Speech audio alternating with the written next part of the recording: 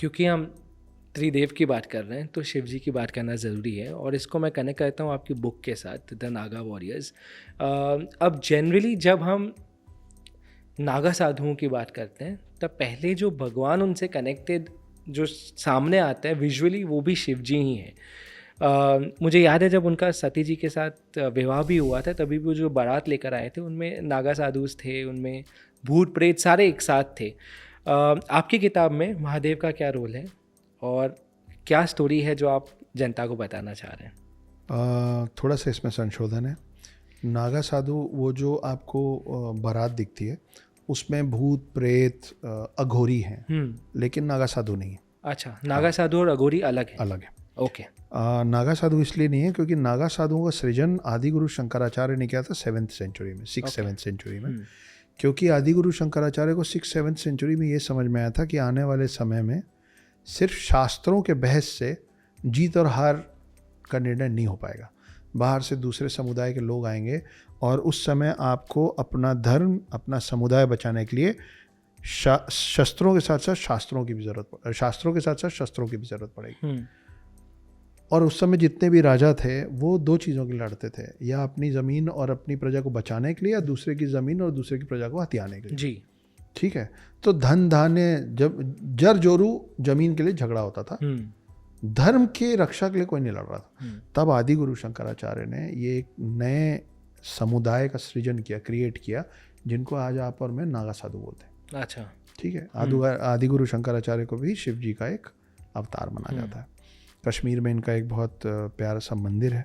अच्छा, आदि गुरु शंकराचार्य का। कोचीन में भी एक मंदिर है। मैं अब जाके दोनों को एक एक करके विजिट करने वाला हूँ, क्योंकि एक पूरा यज्ञ करने वाला हूँ मैं देश भर में। अच्छा, जो शुरू होगा कश्मीर से, ख़त्म होगा कोचीन में, और इस बीच में लगभग हर स्टेट के एक एक जगह पे जाएगा। तो नागा साधु और अघोरियों में जो फ़र्क होता है, फ़र्क काफ़ी है, लेकिन हम लोग उसमें इसलिए थोड़ा कंफ्यूज रहते हैं क्योंकि उनकी वेशभूषा एक जैसी होती है। जी, दे आर लुक अलाइक्स। कि दोनों भस्म लगाते हैं, दोनों रुद्राक्ष पहनते हैं, दोनों कम कपड़े पहनते हैं, दोनों की जटाएं होती हैं, है ना। तो थोड़े से डरावने दिखते हैं।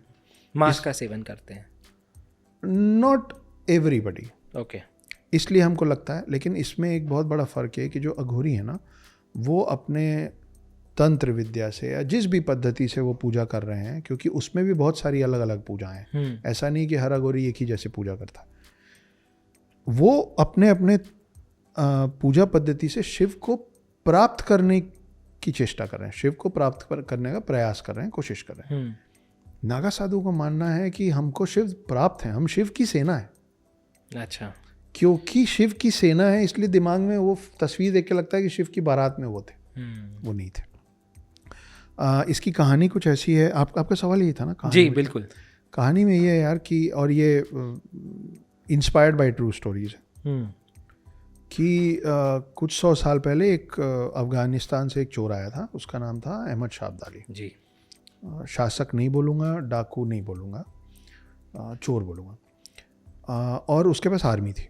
तो वो बहुत सारे, ये डॉक्यूमेंटेड भी है कि उसने बहुत सारे अलग अलग जगह के मंदिर को ख़राब किया, तोड़ा, खजाने लूटे, लोगों को मारा। ये करते करते जब वो गोकुल पहुँचा, हम महाभारत की बात करते थे, घूम फिर के राम और कृष्ण आने ही आने सब जगह। कृष्ण की नगरी गोकुल में जब वो पहुँचे, उसकी पूरी आर्मी पहुँची उसको डिस्ट्रॉय करने के लिए। तो उसको ये नहीं मालूम था कि यहाँ पे नागा साधुओं का एक जत्था है जो मीटिंग कर रहा है। हाँ।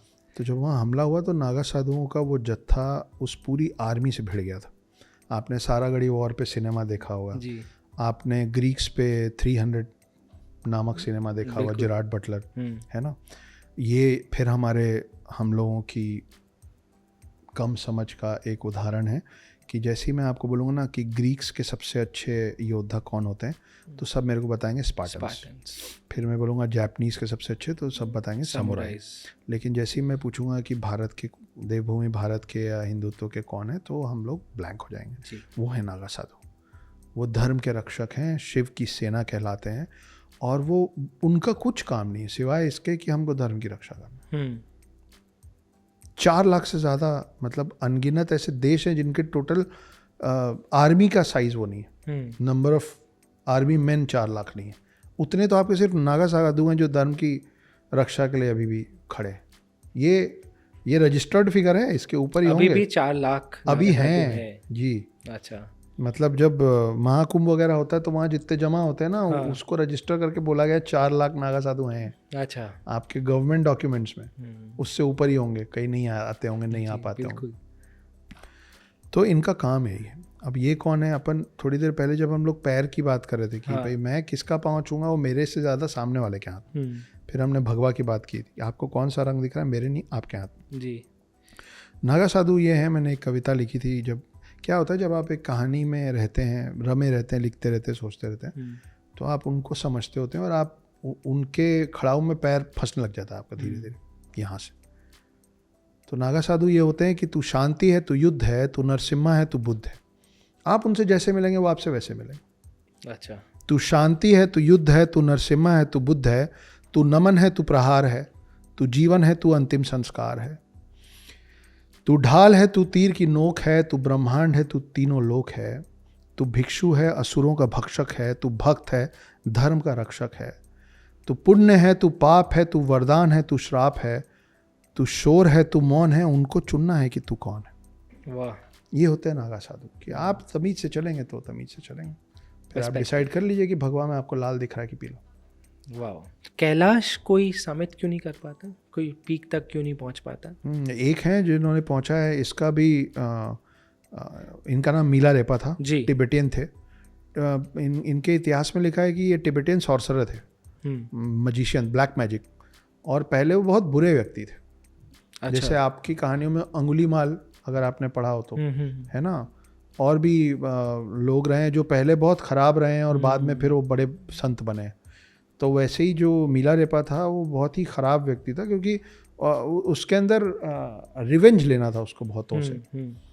तो उसने बहुत बड़ा नुकसान किया। उसके बाद उसको एक रोज़ समझ में आया कि मैं गलत कर रहा हूँ।